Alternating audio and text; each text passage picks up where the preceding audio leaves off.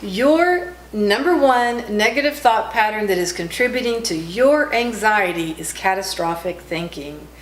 Catastrophic thinking now, I'm not talking about a little bit of negative thinking here. I'm talking about epic, disastrous, ruinous, worst case scenario type thinking.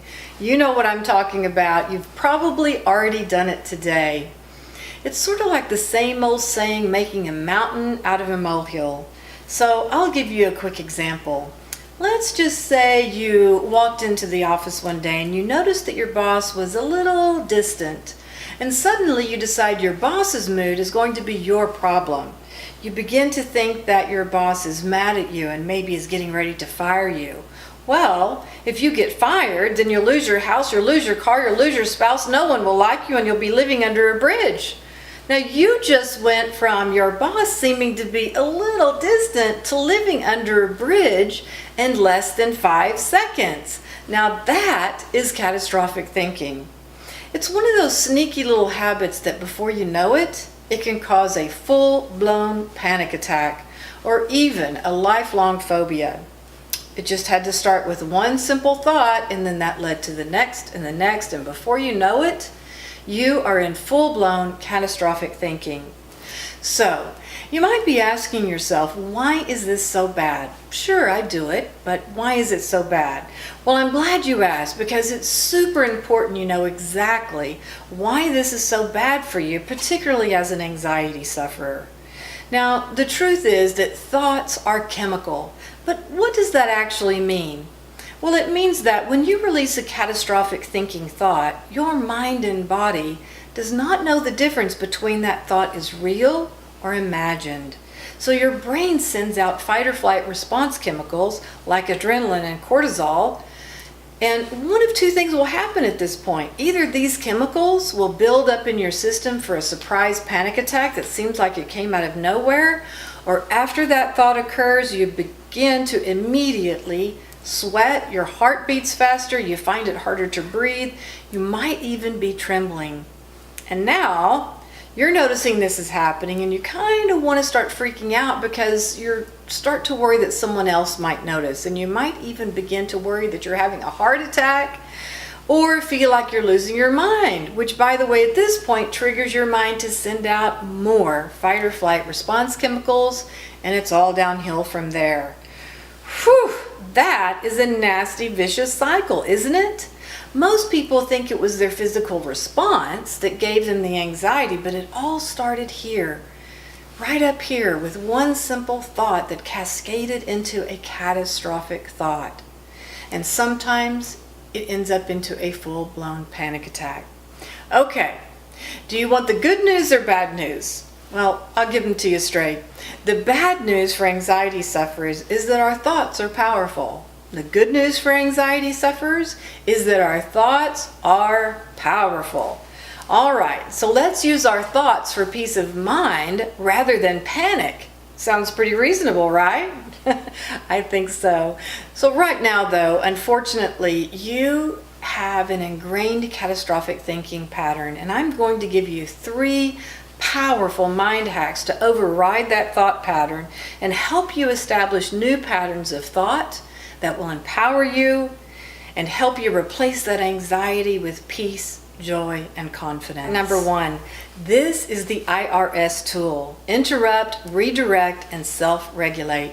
You find this hack on page 176 in the Escape Anxiety book. As soon as you find yourself engaging in negative thinking, you don't want to wait till it's already in catastrophic thinking. Now, this is going to take practice and awareness on your part, so that at your first negative thought that you're aware of, you need to immediately interrupt it. Get up from your chair, turn on some music, call someone, read something, anything, just to get off that thought as soon as possible. Redirect. This is consciously redirecting that thought to something pleasing, funny, or feel good. This causes those feel-good hormones to kick in and override the anxiety, stress hormone release. Self-regulate. Self-regulate is making the conscious decision to take action in the way you just did, which will indeed self-regulate your central nervous system. These easy steps put you in the driver's seat of your mind and body. Don't be a victim anymore to your mind. Mind hack number 2 is a physical trick to interrupt or get ahead of anxiety when you're either feeling anxiety or you're getting ready to walk into a situation that might cause anxiety symptoms. This was a real game changer for me and will be for you too. The idea is to cause just enough physical discomfort or pain to cause your body to release powerful endorphins. Endorphins are our body's own chemicals to relieve pain, but more importantly for you, they also cause the body to shift into the relaxation response, which is the exact opposite of the stress or panic response. The down and dirty ways you can do this are: 1, snap a rubber band on your wrist. 2, kind of just press your fingernail, if you have one, into your skin somewhere to cause a little sharp pain. Or 3, okay, now this sounds odd, but it really works and no one's going to know you're doing it. You just press your tongue on the roof of your mouth really hard for about 20 seconds, and I mean really hard. And because we never do this, it's very fatiguing and it causes that relaxation response to kick in right away. Now, by the way, none of these tips are intended to cause harm, just a little sharp pain to interrupt a thought and cause those pain relieving chemicals to flow.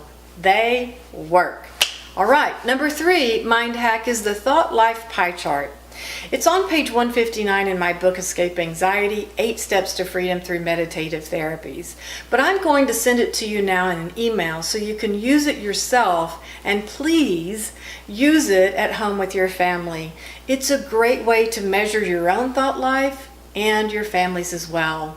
This is important since anxiety is a strong genetic trait. Now, I hope you're starting to realize by now that your thought patterns and limiting beliefs are contributing to your anxiety in a big way. But more importantly, I hope you know that these contributors, though deeply ingrained, do not have to have control over your life anymore. The Escape Anxiety program helps you go deep into what your contributors are, why they are there, and how to overcome them so that you can get rid of your anxiety and get back into peace of mind, joy, and the life you want and deserve. To lock in your seat at the Mind Boss Badassery Life of Anxiety Freedom, watch this next video. See you there.